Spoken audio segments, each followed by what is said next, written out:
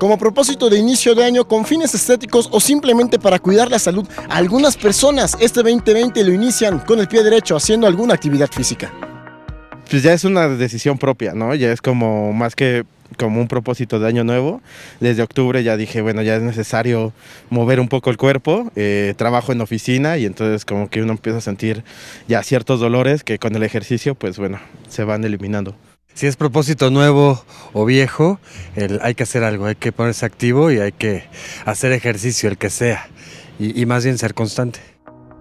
Ya sea al aire libre o en interiores, cada año durante esta temporada miles de capitalinos se ponen como propósito iniciar con una vida llena de actividad física. Y opciones, en la ciudad hay muchas.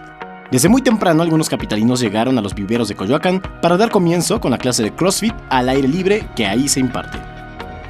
La disciplina es un factor muy importante para la práctica de esta actividad. El cambio de hábitos nos va a llevar a una vida saludable. Es por eso que ahorita observan esta cantidad de gente que hay.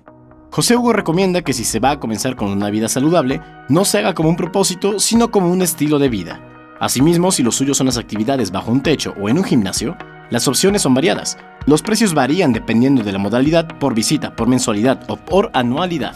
Estos van desde los 30 pesos por visita hasta los 2,000 pesos por mensualidad. Todo depende de la franquicia de gimnasio y su ubicación.